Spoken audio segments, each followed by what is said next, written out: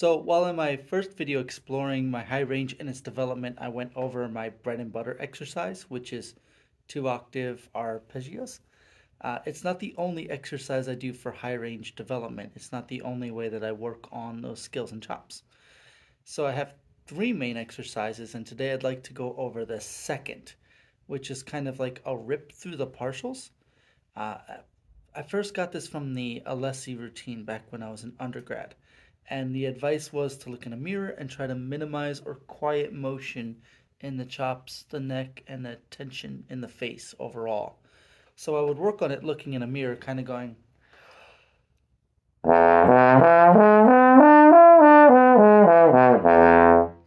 And when that was quieter, I do kind of these rips between those two notes.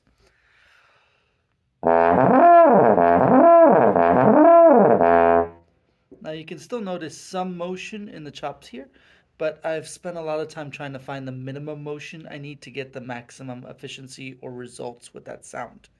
And I would do that in all 7 positions.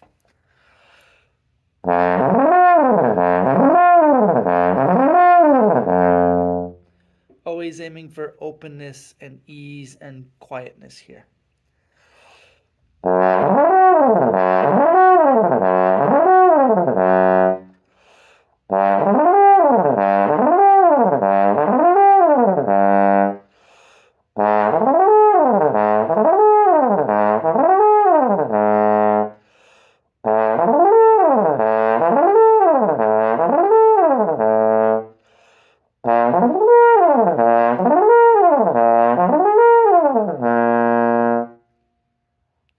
And that's where this exercise started. Nice, pretty easy, kind of bread and butter, just using a mirror every day and making sure that this was as reliable as possible on that. As I am wont to do, eventually I started to ask myself what else I could do with this exercise. So first I started ascending to the 10th because I was working with the Swarovski concerto in first position.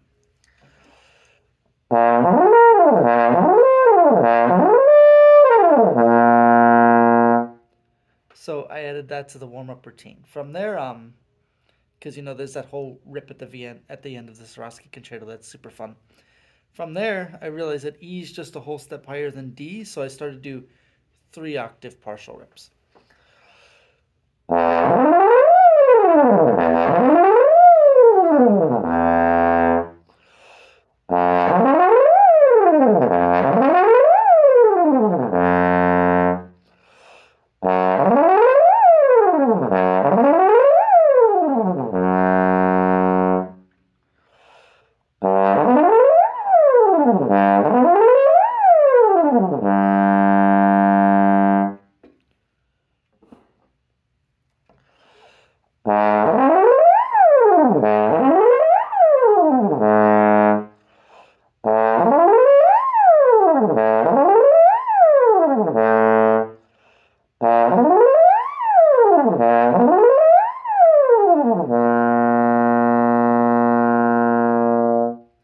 And you'll notice I only do 2 of them. Kind of the higher up, the less I do.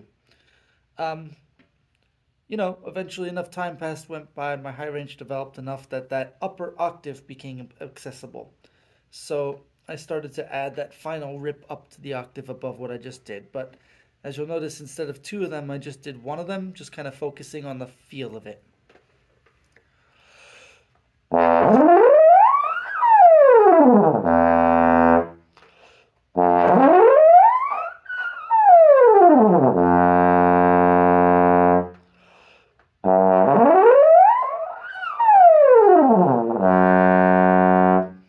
So that one I would pause and take a second because I didn't hear the fullness of the upper octave.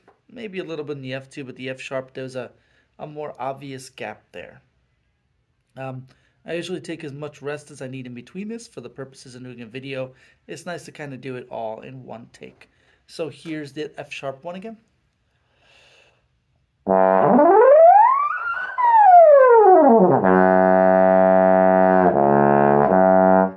Especially as I get higher, sometimes I add little low extensions as well because it just kind of helps balance out the chops.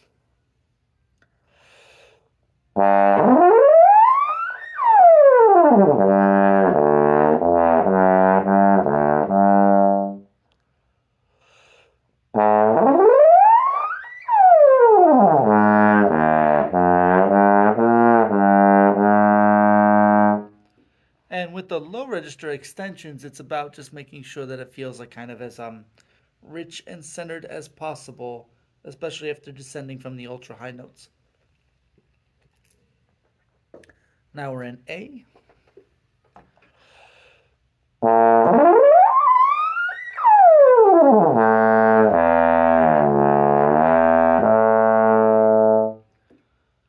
And finally, fingers crossed, the B flat for today. I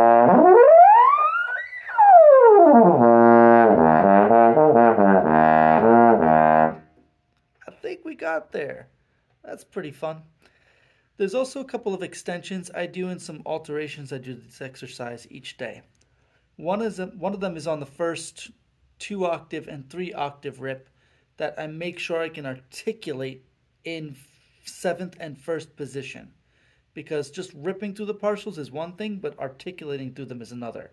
So I'll demonstrate first on the 2-octave rip.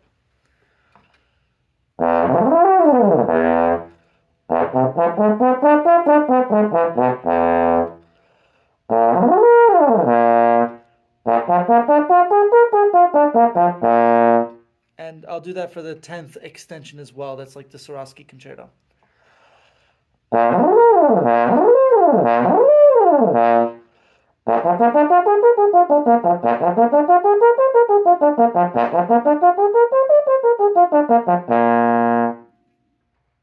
I'll try the same thing with the 3-octave rip.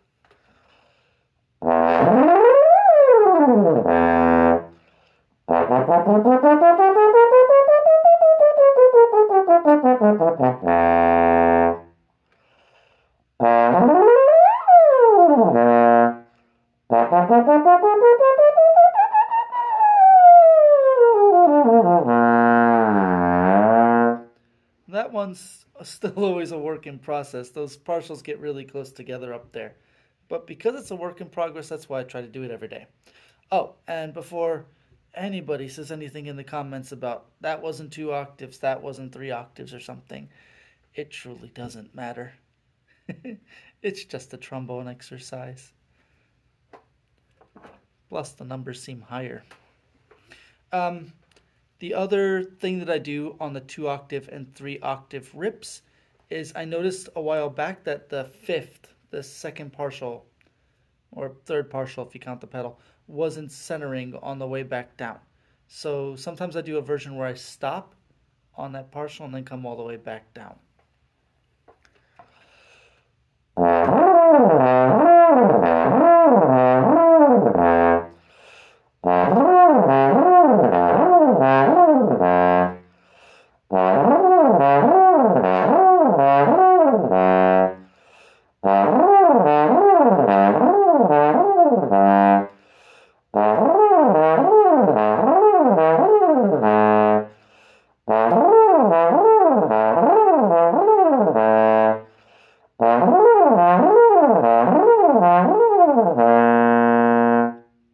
And the same thing on the 3-octave arpeggio.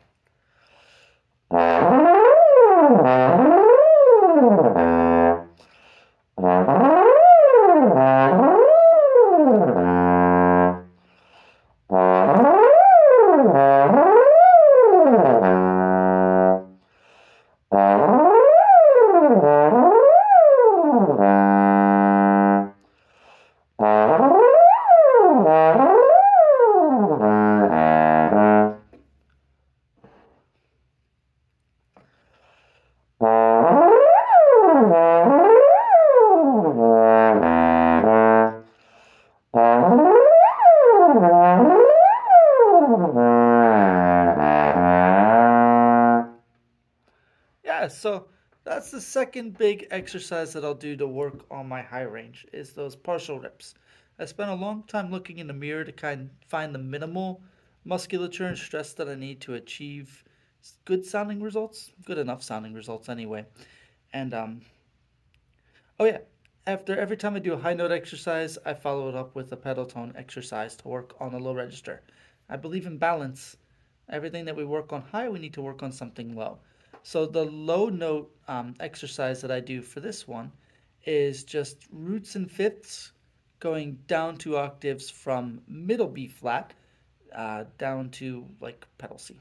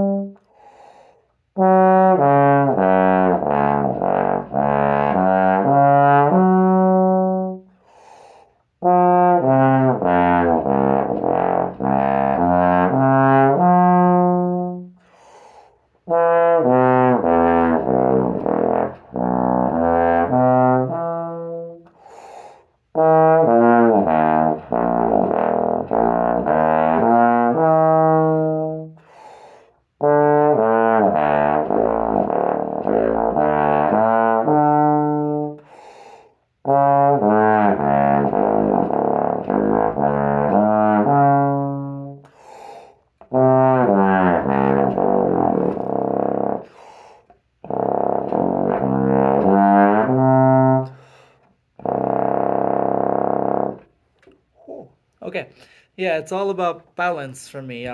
Anything that I do going up really high, I want to make sure I'm staying connected to the registers going back down really low.